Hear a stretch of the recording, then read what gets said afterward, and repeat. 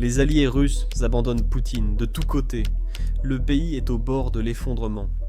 Les bases de l'économie russe s'effritent aujourd'hui. Les États-Unis ont imposé des sanctions écrasantes à Rosneft et Lukoil, deux des plus grandes compagnies pétrolières russes, déclenchant un blocus total de tous les achats russes. Ensuite, Poutine a été réellement choqué d'apprendre que ses soi-disant amis abandonnent son économie.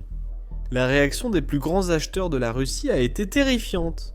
La raffinerie indienne a réduit ses achats instantanément, et la Chine suspend toutes les importations maritimes. Plus de 80% des importations de pétrole de la Russie sont désormais menacées. C'est un cauchemar financier. Et c'est exactement pourquoi certains politiciens en Russie qualifient les sanctions de déclaration de guerre. Mais les citoyens russes l'appellent tout autrement. Le retour de l'effondrement soviétique. Écoutez par vous-même. Il y a un effondrement de l'essence. Il y a un effondrement total. Il n'y a plus d'essence nulle part. J'ai vérifié 5 stations, je pensais devoir marcher. Il y a de l'essence à la sortie de la ville, en face. J'ai enfin trouvé de l'essence en sortant de la ville, mais il n'y avait pas de 92 octanes. Certains endroits ne vendent qu'avec des coupons. C'est quoi l'Union soviétique ? Qu'est-ce que l'Union soviétique? Ou qu'est-ce que c'est? Maintenant, nous allons voir pourquoi l'Inde et la Chine annulent leurs promesses. Mais, pour comprendre à quel point tout cela est grave, nous devons regarder ce qui se passe à l'intérieur de la Russie. Maintenant, je suis certain que beaucoup d'entre vous l'ont déjà vu. La Russie doit affronter 2 sanctions, celle de l'Occident et celle de l'Ukraine. Comment puis-je dire cela gentiment? Vous voyez, les sanctions ukrainiennes ne font pas que geler les avoirs russes, elles les font fondre. Hier, le ministère russe de l'énergie a annoncé la fermeture d'une autre raffinerie après une inspection surprise de drones ukrainiens. Regardez ceci. Les foutus Phantom les ont frappés.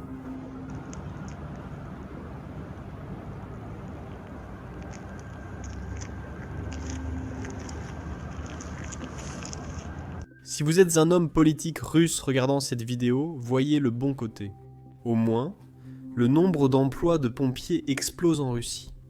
Malheureusement, on ne peut pas en dire autant des exportateurs russes, car ils viennent de subir un gros coup dur.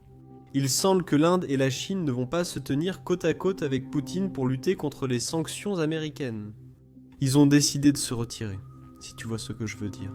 Et c'est vraiment un coup dur pour l'économie. C'est exactement pour cela que Medvedev qualifie cela de déclaration de guerre. Pour comprendre pourquoi il le dit, examinons les déclarations de l'Inde et de la Chine.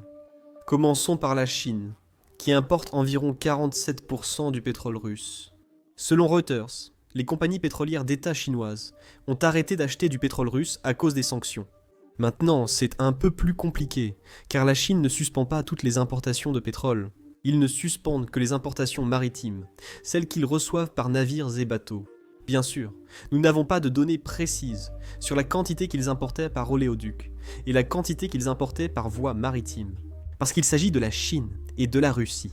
Ils ne sont pas vraiment fans de la transparence. Mais d'après les estimations dont nous disposons, c'est presque 80 à 90% des importations chinoises qui provenaient de Russie. Les importations de pétrole étaient uniquement maritimes. Donc, si tout cela est arrêté, c'est un coup dur pour la Russie, qui exporte des millions de barils chaque jour.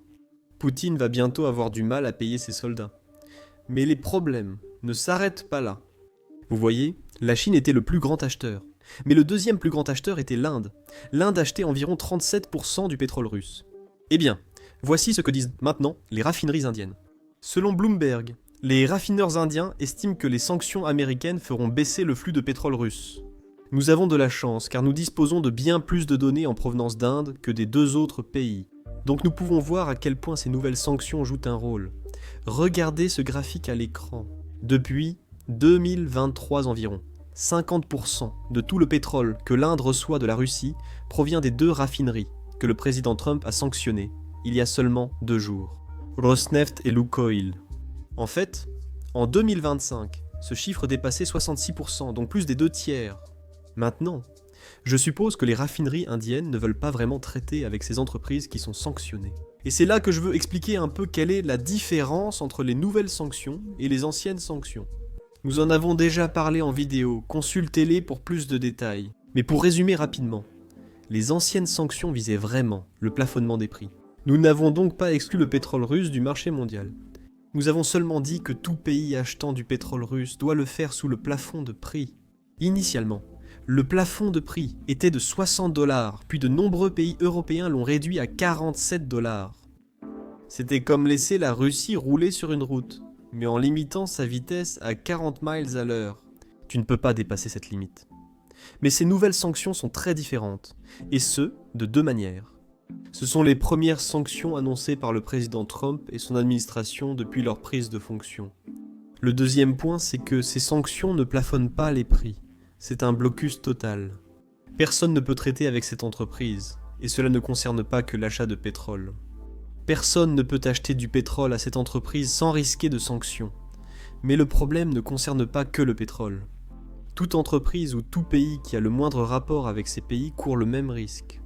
Cela signifie que les compagnies d'assurance ne peuvent pas travailler avec ces deux entreprises. Les banques ne peuvent pas travailler avec elles. Les compagnies maritimes ne peuvent pas travailler avec elles. Tout ce que vous imaginez. Ils ne peuvent juste pas travailler avec Rosneft et Lukoil, sinon ils auront les mêmes sanctions. Et bien sûr, étant donné à quel point l'économie indienne et l'économie chinoise dépendent de l'exportation de produits vers les États-Unis, ils ne veulent pas prendre ce risque. C'est pourquoi même des entreprises privées indiennes, comme Reliance Oil, disent « Hey, nous allons réduire le pétrole. Nous achetons auprès de sociétés russes, en particulier ces deux sociétés. » Et c'est très important parce que, comme je l'ai dit plus tôt, 48% du pétrole russe va en Chine, 37% va en Inde. Cela représente plus de 80%. Certes, tout ce pétrole ne vient pas de ces deux sociétés sanctionnées par le président Trump, mais elles comptent parmi les plus grandes. Donc, une grande partie de ces 80% qui allaient en Chine et en Inde passaient par ces deux sociétés. Et maintenant, ce flux s'est arrêté. C'est clairement un énorme problème pour Poutine. Mais comme vous pouvez vous en douter, Poutine a un gros ego. Donc il ne va jamais s'associer à une quelconque forme de faiblesse. On a vu ça depuis le sous-marin Kursk qui a explosé en Russie. Il est allé à cette conférence de presse et c'était une très très grosse erreur. Depuis lors, il s'est toujours tenu à l'écart de toute faiblesse de la Russie. Et c'est pourquoi, après l'annonce de ces sanctions, Poutine est essentiellement sorti et a dit « Eh les gars, ces sanctions ne sont vraiment pas si graves que ça. » Écoutez l'ensemble de ce qu'il a dit.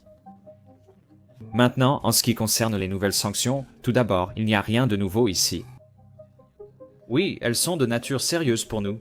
Bien sûr, c'est compréhensible. Non. Et elles auront certaines conséquences, mais malgré tout, elles n'affecteront pas de manière significative notre bien-être économique. C'est évidemment une tentative de pression. C'est bien sûr une tentative de faire pression sur la Russie. Mais aucun pays digne de respect, et aucun peuple digne de respect n'a jamais rien décidé sous la pression. Ils décident sous la pression. Et, bien sûr, la Russie a ce privilège de se sentir et de se considérer comme faisant partie de cette liste de pays et de peuples dignes de respect. Bien sûr, ce n'est pas un acte amical. Bien sûr, c'est un acte inamical envers la Russie, c'est une chose évidente. Cela n'améliore pas les relations russo-américaines qui commencent à peine à se rétablir. Bien sûr, ces actions nuisent aux relations russo-américaines de l'administration américaine. Maintenant, je ne sais pas pour vous, mais pour moi, entrer dans le pays de quelqu'un d'autre, c'est clairement un acte plutôt inamical. Alors peut-être que Poutine devrait se regarder dans un miroir avant de qualifier d'autres pays d'inamicaux. Mais heureusement pour nous tous, le président Trump a été interrogé sur cette déclaration quelques heures seulement après que Poutine l'ait faite, et sa réponse était plutôt drôle. Je doute que Poutine ait trouvé cela drôle. Voyons. Merci. Le président Poutine a essentiellement déclaré aujourd'hui que la Russie est immunisée contre les sanctions américaines. Il a dit que cela n'aurait aucun impact sérieux sur l'économie russe. Est-ce vrai? Je suis content qu'il le ressente ainsi.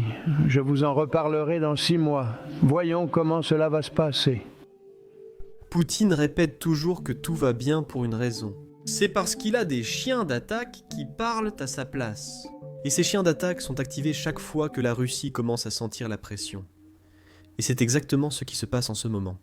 Si tu veux voir à quel point quelque chose affecte l'économie russe ou le Kremlin, Il suffit de regarder si Medvedev en parle. Et c'est exactement ce qu'il a fait hier. Voici la déclaration qu'il a publiée. Il affirme que les sanctions équivalent à une déclaration de guerre. Annulation du sommet de Donald Trump à Budapest. Nouvelles sanctions américaines contre notre pays. Quoi d'autre? De nouvelles armes s'ajouteront-elles au Tomahawk? Si certains commentateurs avaient encore des illusions, c'est fini. Les États-Unis sont notre ennemi, et leur bavard pacificateur a désormais pleinement emprunté la voie de la guerre contre la Russie. Oui, il ne combat pas encore toujours activement du côté de Kiev, mais c'est désormais son conflit, pas celui de Biden. Bien sûr, ils diront qu'il ne pouvait pas faire autrement, qu'il a subi des pressions au Congrès, etc. Cela ne change rien à l'essentiel. Les décisions prises dans tous les cas sont un acte de guerre contre la Russie, et maintenant Trump s'est complètement aligné sur l'Europe folle. Il y a un avantage à toute cette histoire de balancier Trump.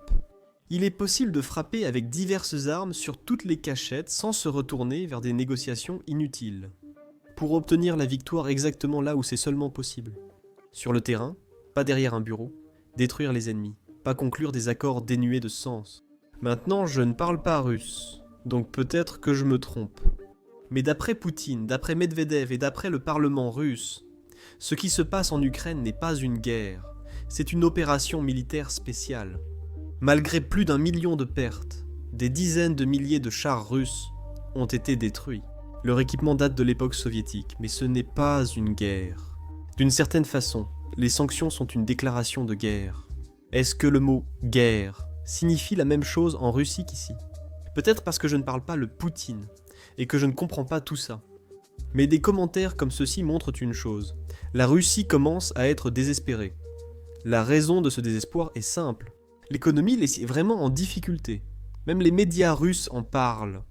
Une nouvelle enquête révèle que 67% des Russes ne voient aucune issue. Ils ne croient pas que l'économie russe va améliorer leur vie. Regardez. Ce n'est pas moi qui le dis. Ce sont les journaux russes. Des journaux contrôlés par l'État. Ça se concentre sur l'économie, sur les problèmes économiques. Voici le titre. La lutte contre l'inflation alimente l'inflation.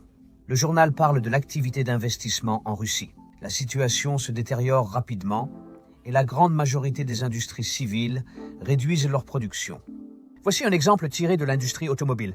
Il est dit que dans l'industrie automobile, les ouvriers sont passés à 1 semaine de travail de 4 jours. Le journal publie également les résultats d'une nouvelle enquête qui montre un changement notable dans l'humeur et les attentes du public russe. Voici plus de détails sur cette enquête.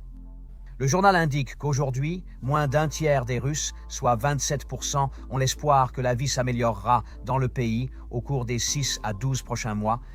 En avril, ce chiffre était de 39%.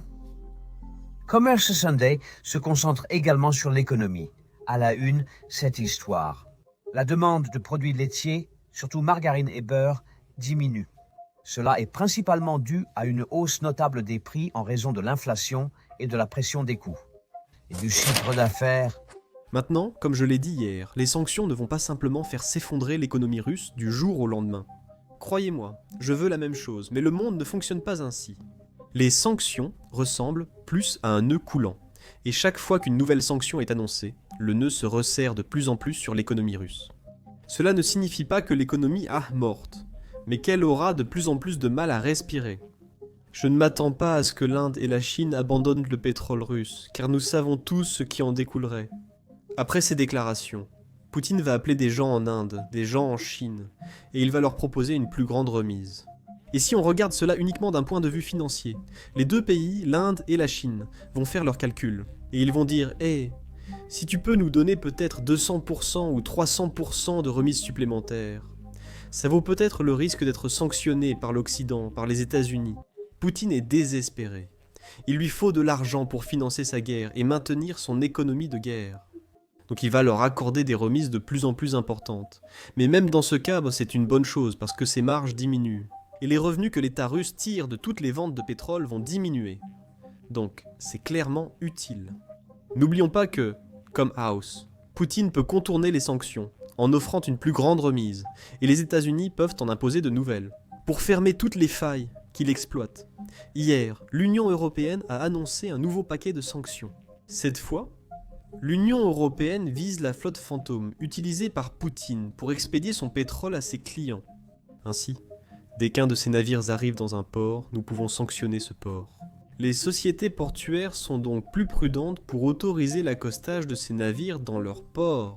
Parfois, ils ne les laissent même pas accoster. C'est donc un jeu du chat et de la souris. Mais à chaque sanction, l'économie russe alimente la tension. C'est tout ce que j'ai pour vous. Si vous aimez ces mises à jour, appuyez sur j'aime et abonnez-vous. À la prochaine.